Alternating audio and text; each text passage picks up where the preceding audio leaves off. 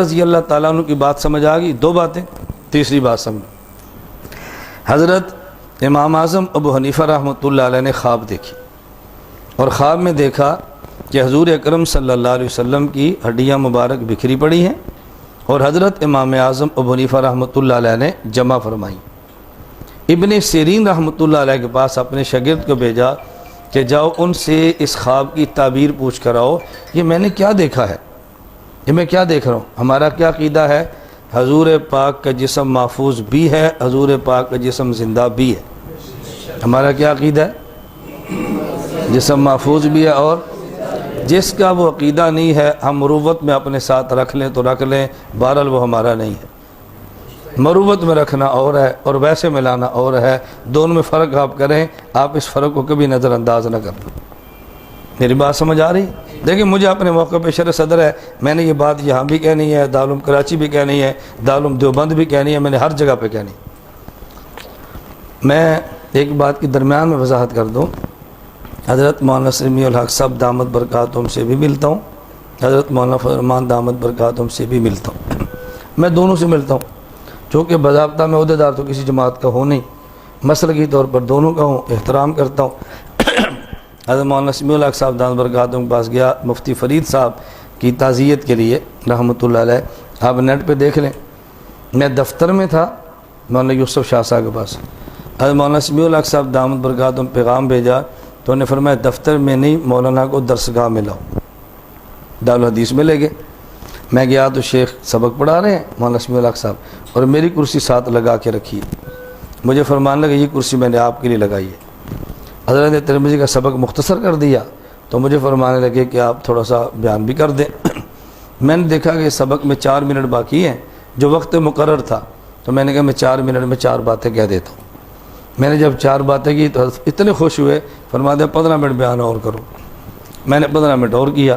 آپ مولانا کا بڑھاپا دیکھیں اور مولانا کا ذوف دیکھیں اور علمی شخصیت دیکھیں. آپ یقین فرمائیں اپنی درسگاہ سے لے کے اگر آپ نے دارالحدیث دیکھا ہے اکوڑا خٹک کا تو پھر آپ کوئی بات سمجھے, ویسے سمجھ نہیں آنی.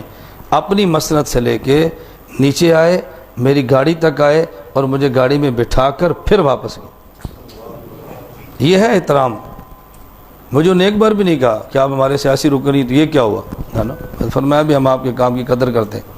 اور مولانا سمیع الحق صاحب نے مجھے فرمایا, میں نے ان کی موجودگی میں بات طلباء کو سنائی, مجھے فرمایا جب آپ حقانیہ کوڑا خٹک میں آئیں یہاں بیان کیا کریں اور مجھ سے پوچھے بغیر کیا کریں. کوئی موت میں کہتا ہے میرے مدرسے بغیر پوچھے بیان کرو. میں ایک بات سنانے لگا ہوں کہ ہم ہر موضوع اپنے موقع کو جانے نہیں دیتے. حضرت مولانا فضل الرحمان صاحب کے پاس میں بیٹھا تھا, کوئی کام تھا, ادھر مولانا فضل الرحمان صاحب مولانا نصیب گل صاحب ہیں, درمیان میں تھا. وہ بات پشتوں میں کرتے کوئی نہ کوئی بات. تو مجھے مولانا فضل الرحمان صاحب فرمانے لگے کہ مولانا نصیب گل صاحب کہہ رہے ہیں کہ مولانا الیاس گھمن صاحب پشتو سمجھتے ہیں. تو میں نے مولانا مذاق میں فرمایا کہ ہماری پشتو تو مردے بھی سمجھتے ہیں. میں نے فوراً کہا, فوراً, میں اپنے موقع کو جانے نہیں دیتا. میں نے کہا ہم مردوں کے سننے کے قائل ہیں, سمجھنے کے قائل نہیں ہے. ہمارے مردے پشتو سنتے ہیں, سمجھنے کا ہمیں نہیں پتا. تو دیکھیں میں نے سماعی موتا بیان کیا کہ نہیں کیا, جانے نہیں دیا. ایک مرتبہ سرگودا سے گزرے تو مولانا فضل الرحمان سے میرے مدرسے میں رکے تو مجھے مذاق میں فرمایا مولانا چھوڑو حیات ممات اسمبلی میں آؤ.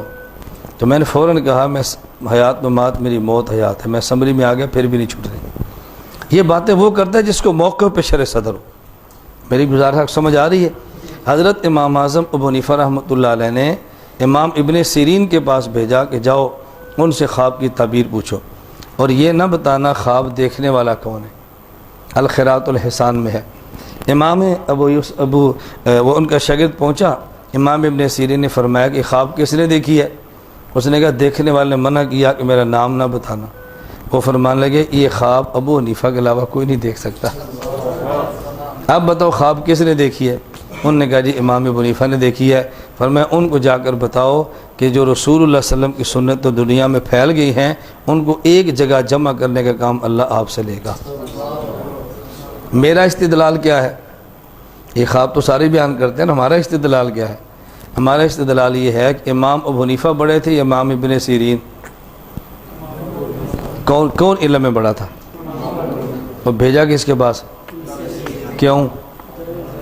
فن ان کا ہے. کیونکہ فن ان کا ہے. تو یہ نہیں دیکھتے فن والا چھوٹا یا بڑا، یہ دیکھتے ہیں کہ فن کس کا ہے.